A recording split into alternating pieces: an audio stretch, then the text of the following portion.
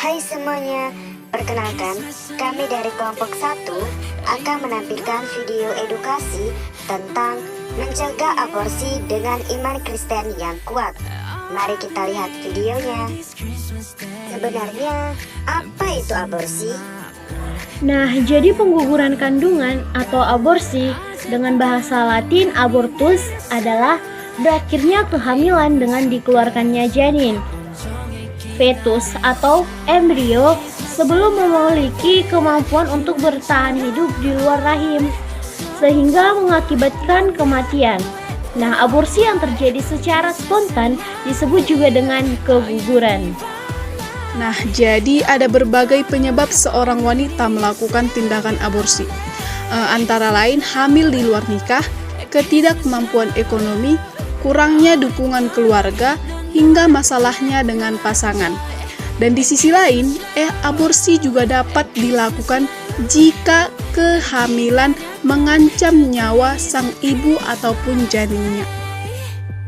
Jadi, bila tidak dilakukan dengan benar, aborsi dapat menyebabkan kerusakan pada rahim dan vagina. Kerusakan ini dapat berupa lubang maupun luka berat pada dinding rahim, leher rahim, serta vagina. Menurut agama Kristen, dampak atau bahaya aborsi yaitu penolakan gereja. Seseorang yang melakukan tindakan aborsi akan secara otomatis mendapat ekskomunikasi atau penolakan komuni anggota sebuah gereja. Lalu, apakah Alkitab dapat menerima pembunuhan terhadap manusia yang belum lahir? Tentu saja Alkitab ataupun firman Tuhan melarang tindakan aborsi atau membunuh bayi yang masih di dalam kandungan. Seperti yang tertulis di dalam Alkitab pada kitab Kejadian 1 ayat 26 sampai 29 dan pada kitab Kejadian 2 ayat 7 sampai 23 yang menyatakan dengan begitu jelas bahwa manusia diciptakan berbeda dengan binatang, dan manusia itu diciptakan menurut gambar dan rupa Allah. Tuhan Yesus melarang umat-umatnya melakukan tindakan pembunuhan.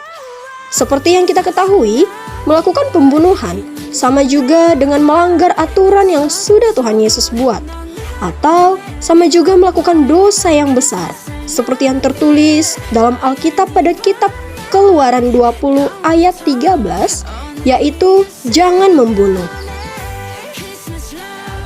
Bagaimana solusinya? Untuk orang tua, selalu memberikan didikan yang baik kepada anaknya tentang firman Tuhan ataupun pengetahuan tentang aborsi ini. Nah, untuk guru BK, dapat memberikan suatu layanan kepada peserta didik, yaitu melakukan layanan BKP topik tugas yang berguna untuk meminimalisir tindakan aborsi tersebut. Untuk diri sendiri, yaitu kita harus lebih mendekatkan diri kepada Tuhan dengan menguatkan iman dan kepercayaan kita kepada Tuhan, serta menjauhi larangan-larangannya. Baiklah, demikianlah video edukasi yang dapat kami sampaikan. Semoga video ini dapat bermanfaat bagi kita semua. Kami dari kelompok 1 mengucapkan terima kasih.